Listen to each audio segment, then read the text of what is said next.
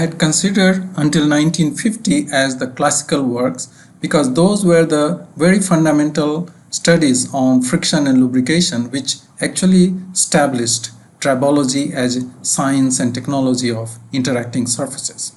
So in this video, I will review the works which were carried out after 1950 and which I call it modern work on tribology. So in 1955, Bailey and Courtney Pratt, they developed the mica crossed cylinder method for measuring minute separation distance between two surfaces and area of contact. So far, the measurement of adhesion between two surfaces was not possible because of the experimental limitations. So, development of this method, which is known as crossed cylinder method, for measuring minute separation distance between two surfaces using optical Newton's fringes was a great milestone in the development of the experimental capability. In 1959, Dawson and Higginson provided numerical solution to the elasto-hydrodynamic lubrication. Reynolds' equation and the solution for hydrodynamic lubrication was sufficient for journal bearings, but in many situations it is not the hydrodynamic lubrication but it is the elasto-hydrodynamic lubrication that plays the important role. That means the two bodies which come in near contact, actually they themselves may deform elastically because of very high stress, and that is why it is known as elasto-hydrodynamic lubrication. So Dawson and Higginson were the first researchers to provide numerical solution to EHL problem, which satisfies both elastic deformation of contact surfaces and the hydrodynamic lubrication. This work was another milestone in the lubrication theory. Now in 1969, Tabor and Winterton, they produced the very first surface force apparatus. So they had used the design of Bailey and Courtney Pratt for the measurement of the separation distance, and they made the first direct measurement of normal and retarded van der Waals forces between 5 nanometer to 30 nanometer separation distance. The van der Waals forces were quite well known since 1873, but the measurement of van der Waals forces, the direct measurement of van der Waals forces were not possible until 1969. So this work was a great milestone in terms of the experimental tribology, because now we were able to measure very sensitive forces and very sensitive, very small displacements. So this gave the experimental capability to measure the adhesion force between two surfaces using the same method which was used by Bailey and Courtney Pratt, mica crossed cylinder method. Johnson, Kendall and Roberts, they presented analytical calculation for the contact area between solids which experience large deformation, and there is a role of adhesive interaction in the area of contact. This theory is also known as JKR theory or JKR model.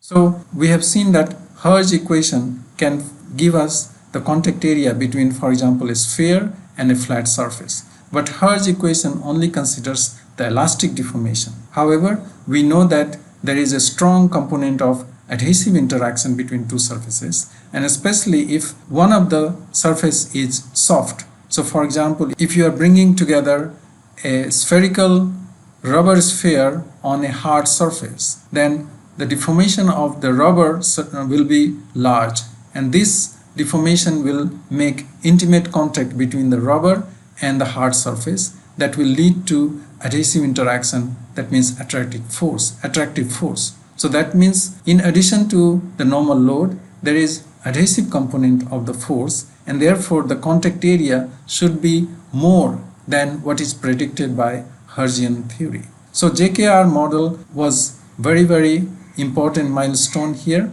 for soft surfaces like biological material or soft polymers and so on. So this was the first theoretical background given for contact area, which considers both the Hertzian model and the adhesive interaction. In 1971, Skinner, Gain and Tabor demonstrated light load down to 1 milligram friction test between a tungsten tip and graphite inside a scanning electron microscope.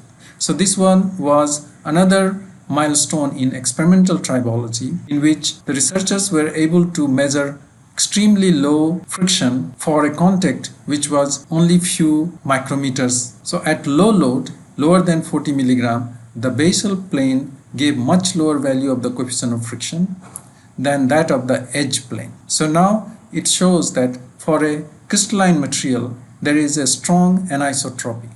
That means friction is not same on every plane. So this difference was explained based on the differences in the surface energy, which influence the adhesive component of friction.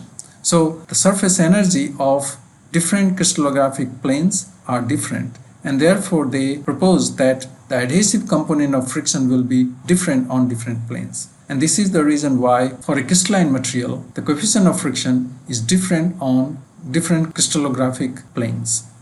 So this work in 1971 was the milestone in terms of finding out friction for a crystalline material on different crystallographic planes. Ezerhailu and Tabor in 1972 published this work, which was improved surface force apparatus to measure van der Waals forces between 1.5 nanometer to 130 nanometer. Gradual transition from non-retarded to retarded van der Waals forces. Also measure van der Waals forces between monolayers of adsorbed fatty acids. So by this, the surface force apparatus was quite matured, and therefore it was possible to measure van der Waals forces or intermolecular forces between different surfaces.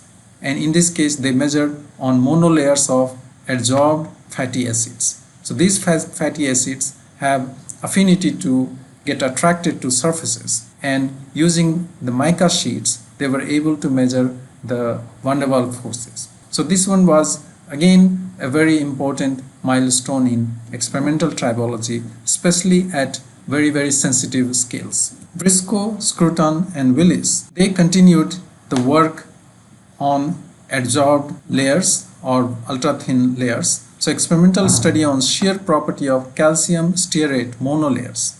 So now the work was focused on monolayers, how individual monolayer of compounds can demonstrate different tribological properties. So in this case, they performed this Langmuir-Blodgett films and thin films of copper stearate, stearic acid and polymer films deposited on glass plate, and they studied sliding against a glassed hemispherical slider. And they proposed this relation tau is equal to tau naught plus alpha p.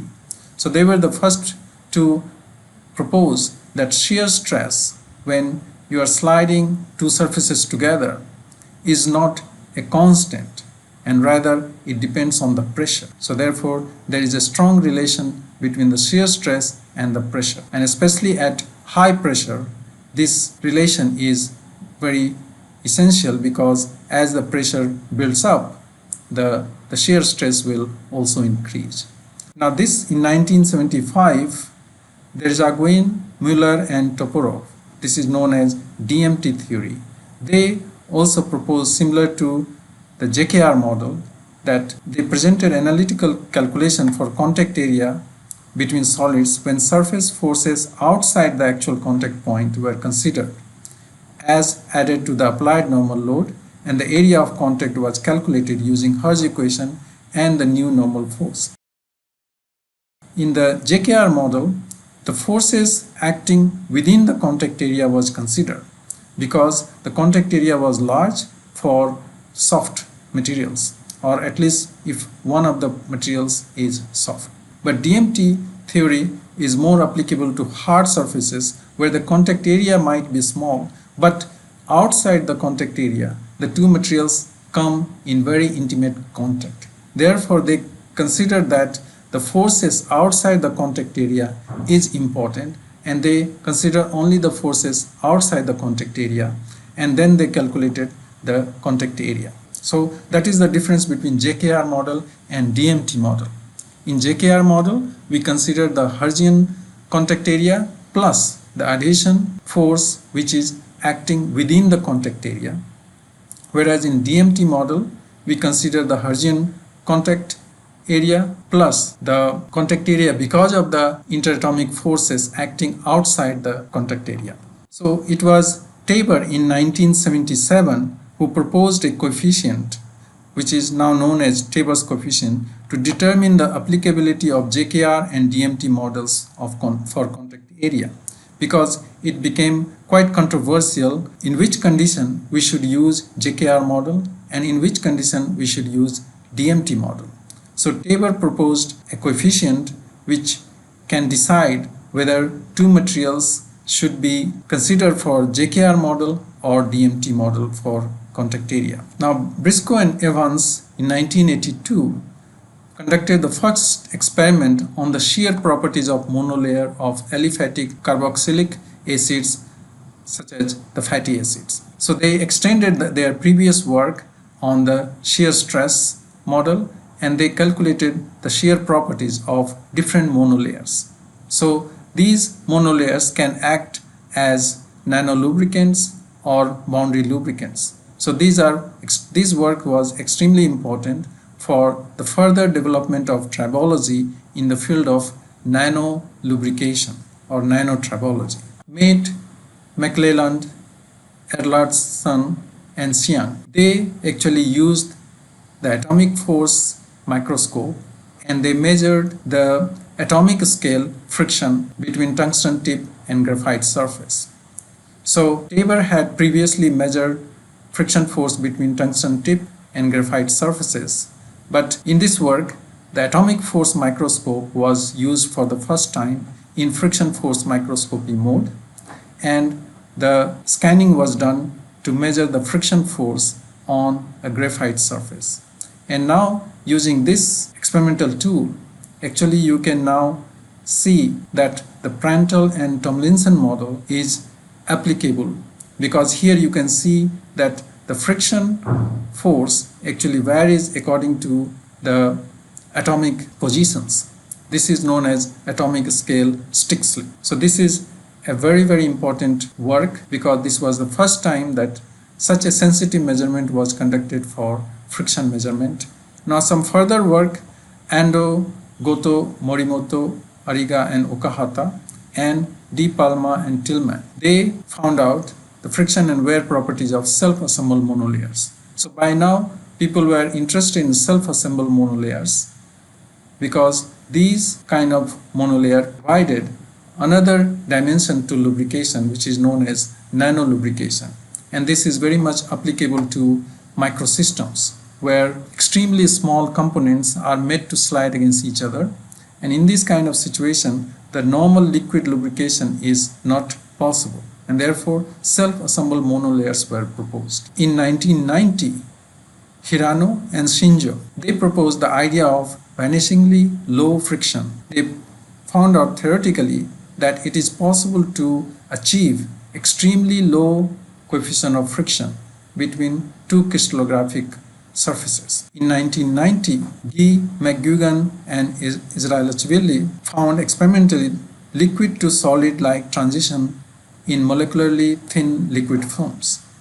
So far we have understood that liquid films will behave as a liquid, but in a confined form, when the liquid film is extremely thin, then it is possible that the liquid to solid transition may take place. And in that case, the effective viscosity as high as 10 to the power 5 and above the bulk liquid value, and molecular relaxation time slower than 10 to the power 10 time observed. So that means the liquids, when they are confined between two surfaces and it is only molecularly thin, few layers, few monolayers, then in that case the liquid films might transform into a solid-like material, and therefore it will have very large consequence on friction and also on wear, because liquid is no more liquid, it is behaving like a solid.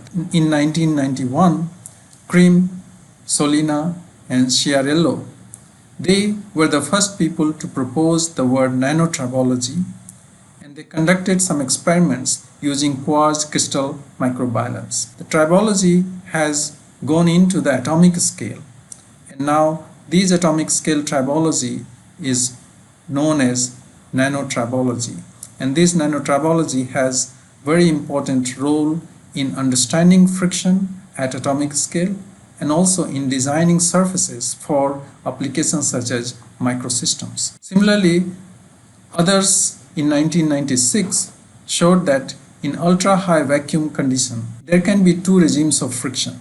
So, wearless sliding with friction coefficient of 0.04 and stick slip behavior at 3 nanonewton normal load. Atomic periodicity of 4.7 angstrom, that is of similar charged ions, was also observed.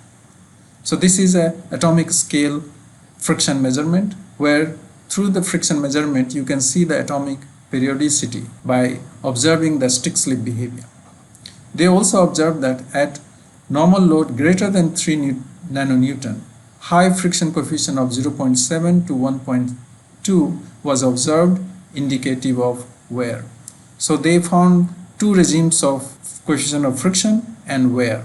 At lower normal load, they observed lower coefficient of friction, but if the normal load was higher than this value, the coefficient of friction was extremely high, 0.7 to 1.2, and which also led to wear. So the two regimes of coefficient of friction can be observed on the same surfaces, provided we conduct the test in ultra-high vacuum, because this will provide us a very clean surface. Now, in 1997, structure and oscillating solvation forces for confined liquids between solid surfaces was modeled using molecular dynamics simulation for linear chain and hexadecane and branched chain squalene. So, in 1997, molecular dynamics simulation was conducted to observe the solvation forces for confined liquids. So these studies were conducted for understanding the lubrication at monolayer level. Finally, in 1997, Hirano, Shinjo, Kaneko and Murata, they experimentally observed vanishingly low friction, which they termed as super lubricity, was shown between tungsten wire tip and a single crystal surface when the pair was slit with their lattices in incommensurate position. The experiment was conducted in the scanning tunneling mode. That means the two surfaces were not in contact because they were in tunneling mode. This was shown that only in a dynamic situation it was possible that forces from different directions cancel each other, giving extremely low friction when the surfaces had incommensurate lattice position. So not in all lattice position, but in only incommensurate lattice position, the forces on the surface can get cancelled out, and it is possible to observe extremely low coefficient of friction, which they term as super lubricity. However, this work was done in scanning tunneling modes, so therefore it is possible that the two surfaces were not in contact as we know about the contact.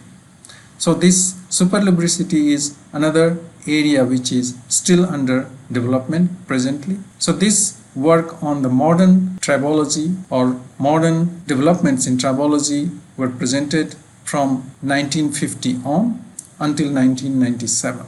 So these works become part of the history of tribology. They are extremely important for our understanding of friction, lubrication, and wear. In these 3 videos on the history of tribology, I have presented from ancient work on tribological developments, moving on to the classical works for which we have definite evidence and in the form of research papers. And thirdly, in the third video, I presented work on the modern work on tribology starting from 1950 until 1990s. So this whole shows the development of tribology from very ancient time when there was no understanding of friction or lubrication, but as human development we were still trying to find out what is friction and lubrication, how can we solve the problem of friction and lubrication.